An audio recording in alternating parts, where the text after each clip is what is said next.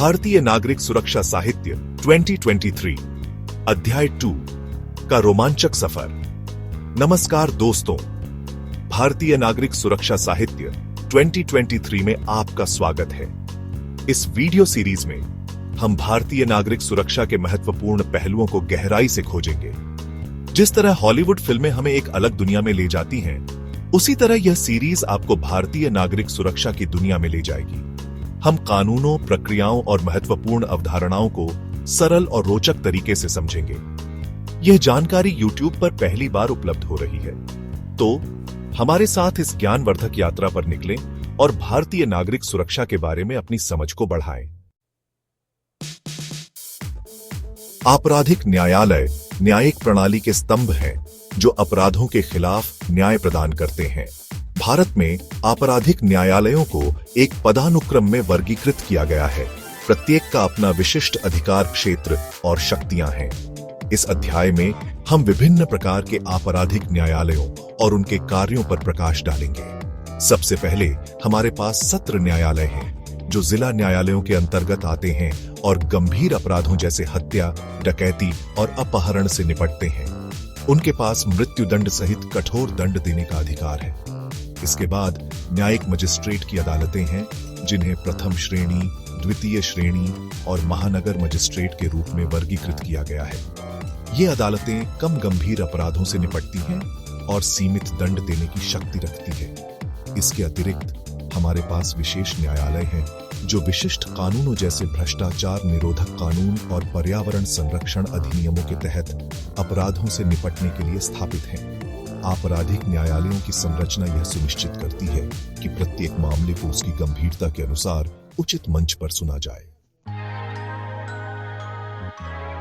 प्रादेशिक विभाजन न्याय के कुशल और प्रभावी प्रशासन के लिए महत्वपूर्ण है। यह देश, राज्य या जिले को विभिन्न न्यायिक इकाइयों में विभाजित करने की प्रक्रिया को संदर्भित करता है। प्रत्येक का अपना निर्दिष्ट क्षेत्राधिकार होता है। इस अध्याय में हम प्रादेशिक विभाजन के महत्व और इसके कार्यों पर चर्चा करेंगे। प्रादेशिक विभाजन यह सुनिश्चित करता है कि मामलों को उस क्षेत्र के न्यायालयों द्वारा नियंत्रित किया जाए जहां अपराध हुआ है या जहां पक्ष निवास करते हैं। यह अनावश्यक देरी और खर्च को रोकने में मदद करता है, क्योंकि पक्षों को न्याय के लिए दूर के न्यायालयों में जाने की आवश्यकता नहीं होती है। इसके अलावा यह न्यायालयों पर कार्यभार को समान रूप से वितरित करने में मदद करता है, जिससे शीघ्र निपटान सुनिश्चित होता है। इसके अलावा प्रादेशिक विभाजन न्यायिक प्रणाली में विशेषज्ञता और विशेषज्ञता को बढ़ावा देता है। विशिष्ट क्षेत्रों के भीतर काम करके न्यायाधीश और वकील उस क्षेत्र से संबंधित कानूनों और प्रथाओं में विशेषज्ञता विकसित कर सकते हैं, जिससे अधिक सूचित निर्णय लेने में मदद मिलती है। सत्र न्यायालय जिला न्यायालय प्रणाली के भीतर एक महत्वपूर्ण भूमिका निभाते हैं, जो गंभीर अपराधों की सुनवाई और फैसला सुनाते हैं। इस अध्याय में हम सत्र न्यायालय की भूमिका और इसके कार्यों को समझेंगे। सत्र न्यायालय के पास हत्या, हत्या के प्रयास, बलात्कार, डकैती और अपहरण जैसे गंभीर अपराधों का प्रारंभिक क्षेत्राधिकार होता है। उनके पास मृत्युदंड या आजीवन कारावास सहित कठोर दंड देने का अधिकार है। सत्र न्यायालय में कार्यवाही आपराधिक प्रक्रिया संहिता 1973 के प्रावधानों द्वारा शासित होती है। सत्र न्यायालय में मुकदमे जूरी द्वारा या जूरी के बिना संचालित किए जा सकते हैं। यह अपराध की प्रकृति और मामले की परिस्थितियों पर निर्भर करता है। सत्र न्यायालय के समक्ष कार्यवाही सार्वजनिक होती है, जो खुली और पारदर्शी न्यायिक प्रक्रिया सुनिश्चित करती है। चैप्टर 4 न्यायिक मजिस्ट्रेट की अदालतें। न्यायिक मजिस्ट्रेट की अदालतें आपराधिक न्याय प्रणाली की आधारशिला हैं, जो रोजाना बड़ी संख्या में मामलों का निपटारा करती है। इस अध्याय में हम न्यायिक मजिस्ट्रेट की अदालतों के कार्यों और उनकी जिम्मेदारियों पर चर्चा करेंगे। न्यायिक मजिस्ट्रेट की अदालतें कम गंभीर अपराधों जैसे चोरी, धोखाधड़ी, मामूली चोट और मानहानि से निपटती हैं। उनके पास सीमित दंड देने की शक्ति है, जिसमें कारावास और जुर्माना शामिल है। न्यायिक मजिस्ट्रेट की अदालतों में कार्यवाही आपराधिक प्रक्रिया संहिता 1973 द्वारा शासित होती है। न्यायिक मजिस्ट्रेट जांच करने, आरोप तय करने और मामलों की सुनवाई करने में महत्वपूर्ण भूमिका निभाते हैं। वे वारंट जारी कर सकते हैं, जमानत दे सकते हैं और गवाहों की गवाही रिकॉर्ड कर सकते हैं। न्यायिक मजिस्ट्रेट की अदालतों के निर्णय उच्च न्यायालयों में अपील के अधीन हैं। चैप्टर 5 मुख्य न्यायिक मजिस्ट्रेट और अतिरिक्त मुख्य न्यायिक मजिस्ट्रेट आदि।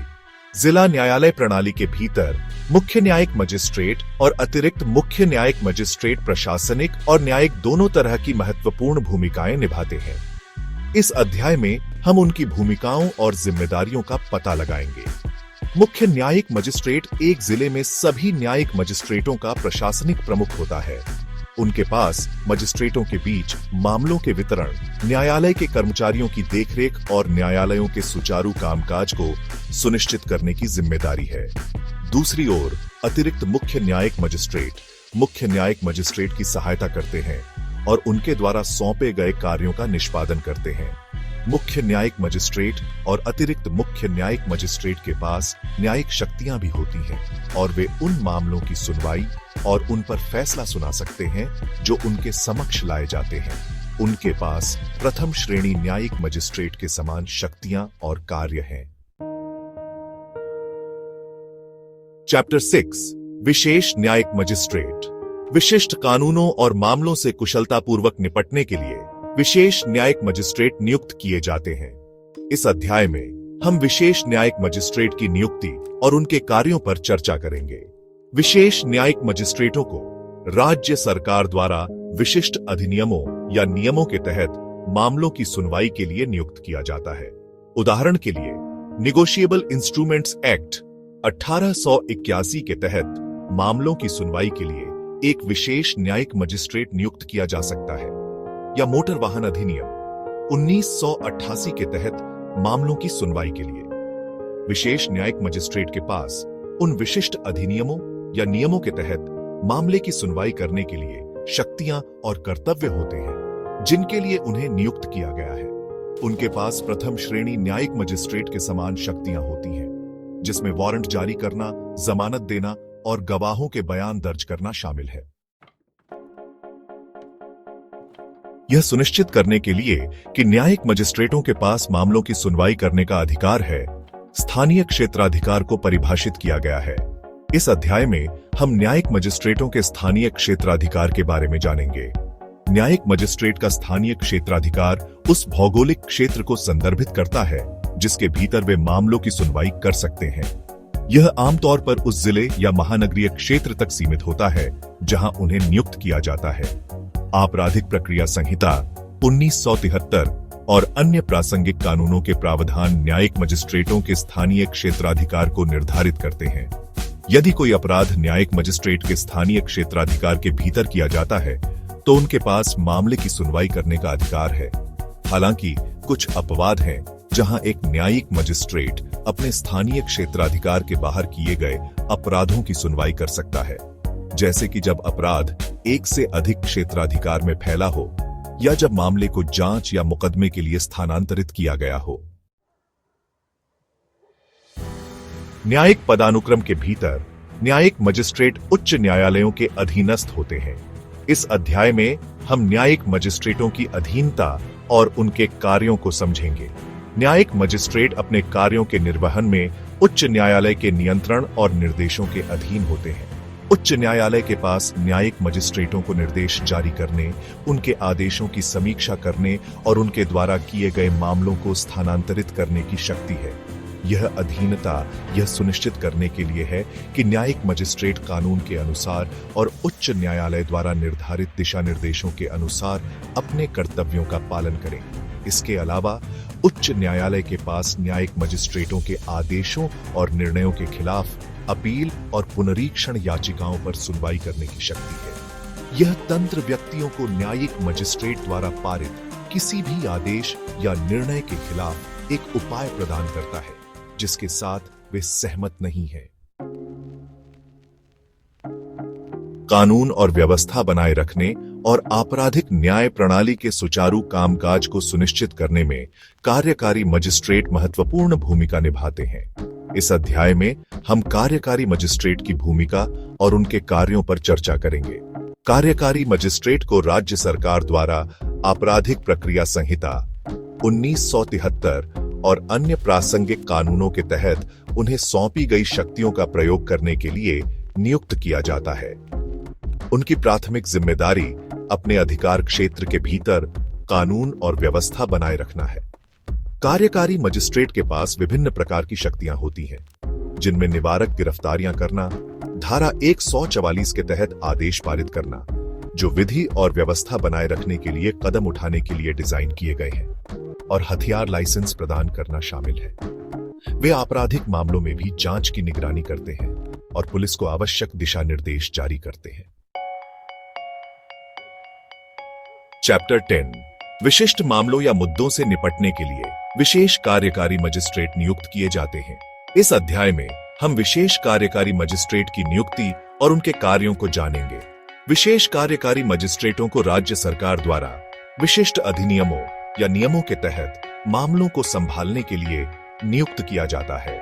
उदाहरण के लिए, भूमि अधिग्रहण मामलों से निपटने के लिए एक विशेष कार्यकारी मजिस्ट्रेट नियुक्त किया जा सकता है, या चुनाव संबंधी मामलों को संभालने के लिए विशेष कार्यकारी मजिस्ट्रेट के पास उन विशिष्ट अधिनियमों या नियमों के तहत शक्तियां और कर्तव्य होते हैं जिनके लिए उन्हें नियुक्त किया गया है। उनके पास कानून और व्यवस्था बनाए रखने, जांच की निगरानी करने और उनके अधिकार क्षेत्र के भीतर आने वाले मामलों से संबंधित आदेश पारित करने का अधिकार है। चैप्टर 11 कार्यकारी मजिस्ट्रेटों के पास एक परिभाषित स्थानीय क्षेत्राधिकार होता है, जिसके भीतर वे अपनी शक्तियों का प्रयोग कर सकते हैं। इस अध्याय में हम कार्यकारी मजिस्ट्रेटों के स्थानीय क्षेत्राधिकार के बारे में जानेंगे। कार्यकारी मजिस्ट्रेट का स्थानीय क्षेत्राधिकार उस भौगोलिक क्षेत्र को संदर्भित करता है जिसके भीतर वे अपनी शक्तियों का प्रयोग कर सकते हैं। यह आमतौर पर उस जिले या राजस्व प्रभाग तक सीमित होता है जहां उन्हें नियुक्त किया जाता है। आपराधिक प्रक्रिया संहिता 1973 और अन्य प्रासंगिक कानूनों के प्रावधान कार्यकारी मजिस्ट्रेटों के स्थानीय क्षेत्राधिकार को निर्धारित करते हैं। यह सुनिश्चित करना महत्वपूर्ण है कि कार्यकारी मजिस्ट्रेट अपनी शक्तियों का प्रयोग केवल अपने स्थानीय क्षेत्राधिकार के भीतर करे। यदि कोई कार्यकारी मजिस्ट्रेट अपने स्थानीय क्षेत्राधिकार के बाहर अपनी शक्तियों का प्रयोग करता है, तो उनके कार्य अवैध और शून्य माने जा सकते हैं। चैप्टर 12 पदानुक्रमित संरचना के भीतर कार्यकारी मजिस्ट्रेट जिला प्रशासन और राज्य सरकार के अधीन होते हैं। इस अध्याय में हम कार्यकारी मजिस्ट्रेटों की अधीनता और उनके कार्यों को समझेंगे। कार्यकारी मजिस्ट्रेट अपने कार्यों के निर्वहन में जिला कलेक्टर या जिला मजिस्ट्रेट और राज्य सरकार के अधीन होते हैं। जिला कलेक्टर या जिला मजिस्ट्रेट के पास कार्यकारी मजिस्ट्रेटों को निर्देश जारी करने, उनके आदेशों की समीक्षा करने और उनके द्वारा किए गए मामलों को स्थानांतरित करने की शक्ति है।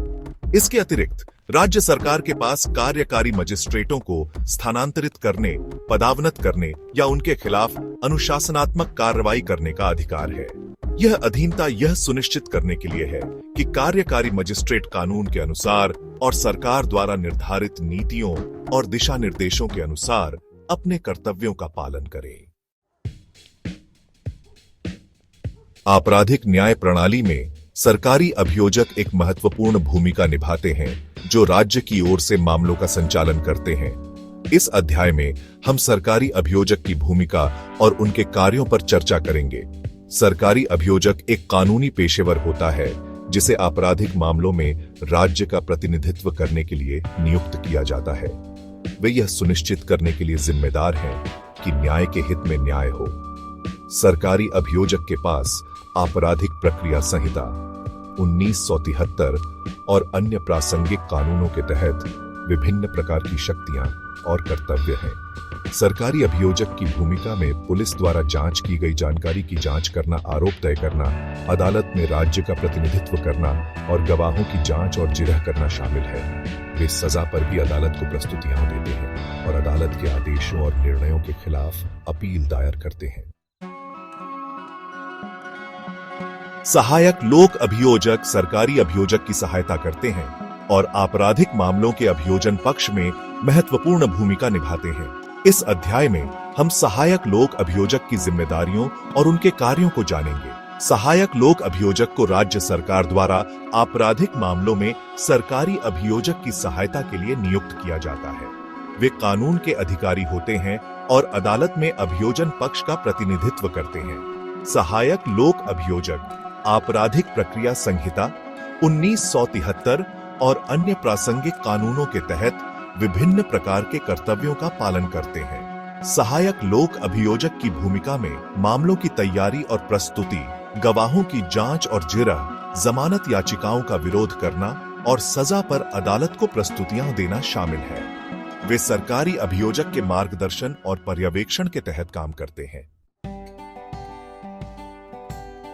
अभियोजन निदेशालय आपराधिक मामलों के प्रभावी और कुशल अभियोजन पक्ष को सुनिश्चित करने में महत्वपूर्ण भूमिका निभाता है। इस अध्याय में हम अभियोजन निदेशालय की संरचना और इसके कार्यों पर चर्चा करेंगे। अभियोजन निदेशालय एक केंद्रीकृत निकाय है जो आपराधिक मामलों के अभियोजन पक्ष के लिए जिम्मेदार है। यह राज्य सरकार के गृह विभाग के अंतर्गत कार्य करता है। निदेशालय का नेतृत्व एक निदेशक करता है जो अभियोजन पक्ष के मामलों में सरकार का कानूनी सलाहकार होता है। अभियोजन निदेशालय के कार्यों में सरकारी अभियोजकों और सहायक लोक अभियोजकों को नीतिगत दिशा निर्देश और कानूनी सलाह प्रदान करना, अभियोजन पक्ष के मामलों की निगरानी करना और आपराधिक न्याय प्रणाली में सुधार के लिए उपाय करना शामिल है। यह अभियोजन पक्ष के मामलों में एक रूपता और निष्पक्षता सुनिश्चित करने में भी भूमिका निभाता है। तो दोस्तों, यह था भारतीय नागरिक सुरक्षा साहित्य 2023 के अध्याय 2 का रोमांचक सफर। उम्मीद है कि इस वीडियो ने आपको आपराधिक न्यायालयों, प्रादेशिक विभाजन और महत्वपूर्ण अधिकारियों की भूमिकाओं के बारे में गहरी समझ प्रदान की होगी। भारतीय नागरिक सुरक्षा एक विशाल और महत्वपूर्ण विषय है और हमने इस अध्याय में केवल सतह को खरोंचा है। लेकिन चिंता न करें, आगे और भी बहुत कुछ आने वाला है। अधिक जानकारी के लिए मेरे YouTube चैनल pratikpatil.2678 को सब्सक्राइब करें। अगले अध्याय में मिलते हैं जहां हम भारतीय नागरिक सुरक्षा के एक और महत्वपूर्ण पहलू पर प्रकाश डालेंगे। धन्यवाद।